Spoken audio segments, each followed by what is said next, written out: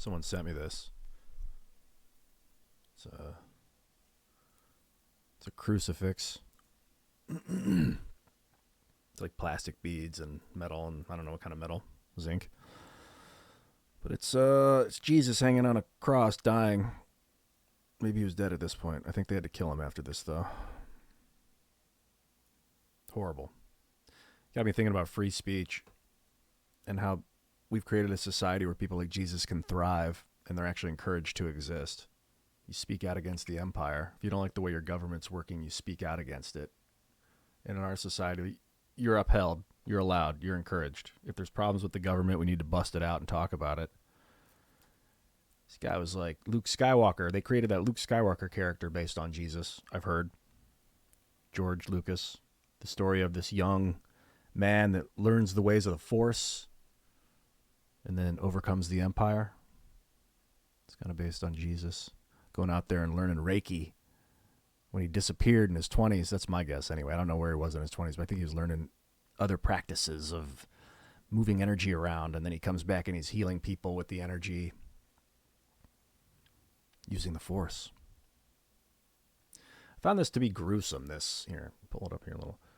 I've generally found this imagery to be pretty gruesome. A dude just gasping for air, slowly dying on a cross, suffocating on a big... They would just kill people like this. It was crazy. And I try to... I definitely don't worship this symbology, but I can appreciate remembering that they did this to a guy that was speaking out against the empire, the emperor, the totalitarian central authority. I think it's a good way to remember that we did this. It's kind of similar to Socrates in a way. Socrates he was like a wonderful man for most of his life, and in his late life, it's great. I should pull it up and read about exactly. They put him on trial for something, speaking out. Corrupting the youth is basically what they said he was doing.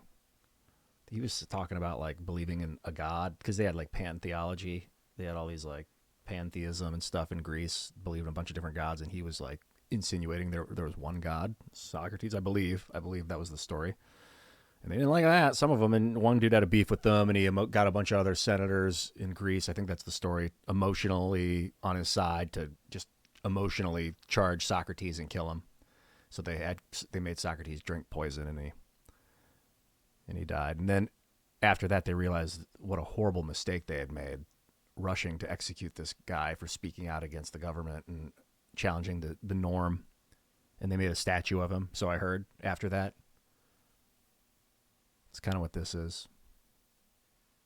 I don't know if there's any statues of Socrates drinking poison. There might be, though. Hemlock, I think, they made him drink. This dude, unfortunately, there's not a lot of corroborated evidence about who he was and what he did. And in my industry, believing something without corroborating evidence is a sin. So I have a hard time with this story from the Bible, but I sure like it. I got a feeling that a lot of it's real. Well, thanks for sending it to me, whoever did. This is pretty nice.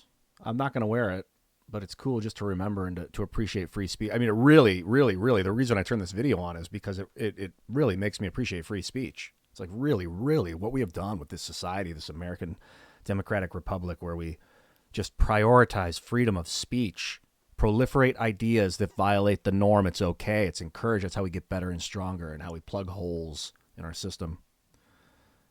And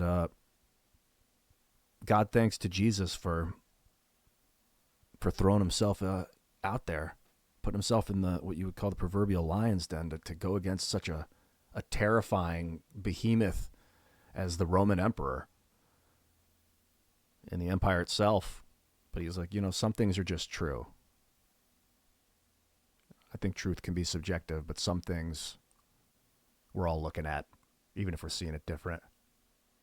Those things exist. So thanks, Jesus. And thanks again for sending me this. And thank you, George Washington and Thomas Jefferson and Ben Franklin and Samuel Adams and John Adams and John Hancock, and the list goes on.